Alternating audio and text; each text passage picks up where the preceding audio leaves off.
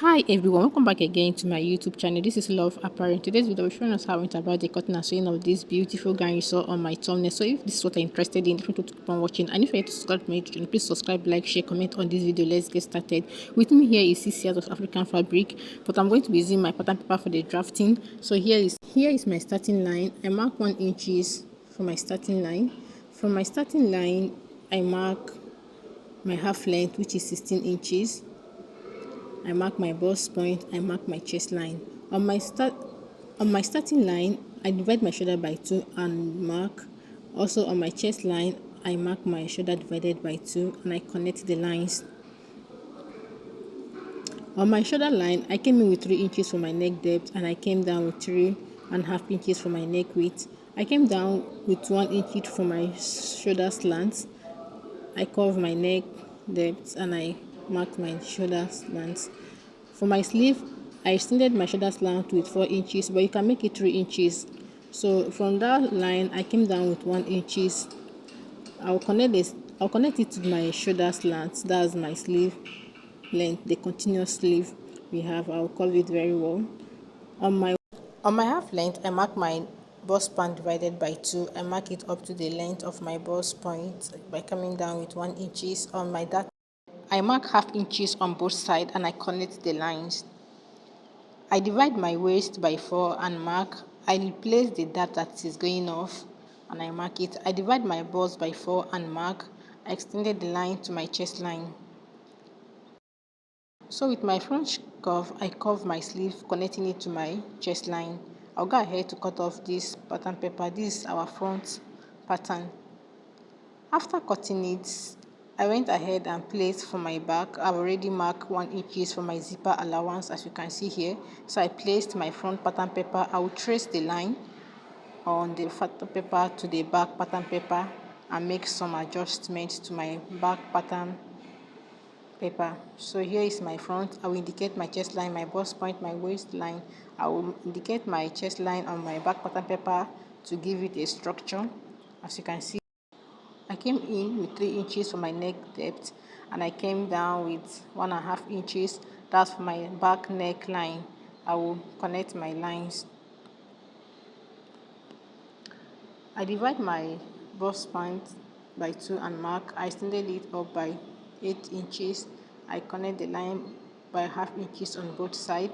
So here, I lost the clip of this video. What I did here, I deduct half inches from my zipper up. I added it to the other side and I cut off the line. On my down length, I deduct half an inch by slanting it to my zip, as you can see. So here is my front and back.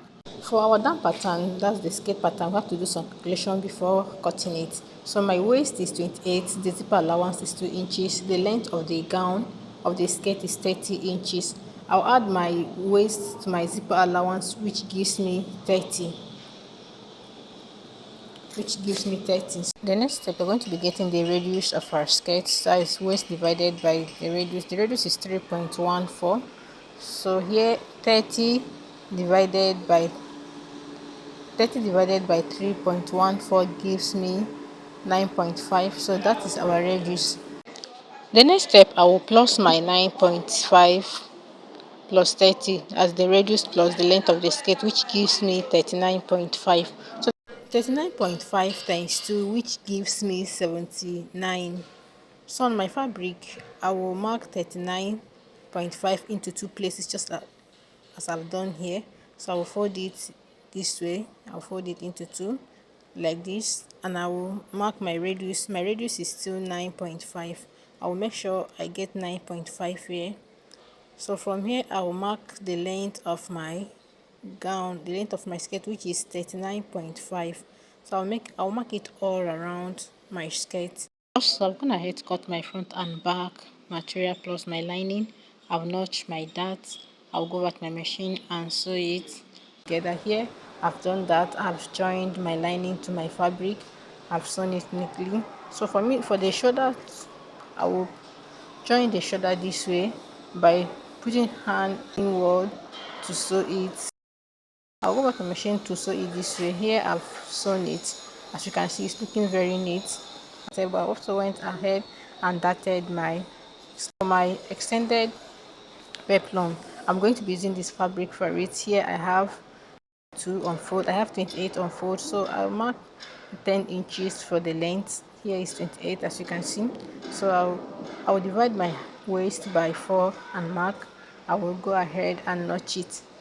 If you want your extended peplum to be the same length with your skirt, all you have to do is just to extend it, to add to it. You can extend the length, you can extend it to the length of your gown. It's all your choice. So here I'm cutting both front and back. For one of the material is for the back, I've divided my waist by 4 and notch it to indicate my waist. So for the back part, I'm slitting the peplum open.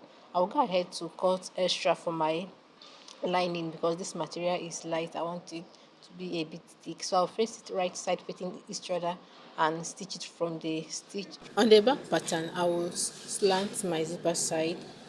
I'll go to the machine and sew it and attach it to my upper part.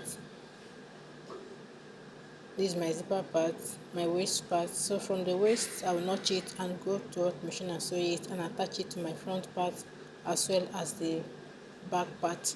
After attaching it, I'll attach my down part also. I'll add my zipper allowance, and here is what we have.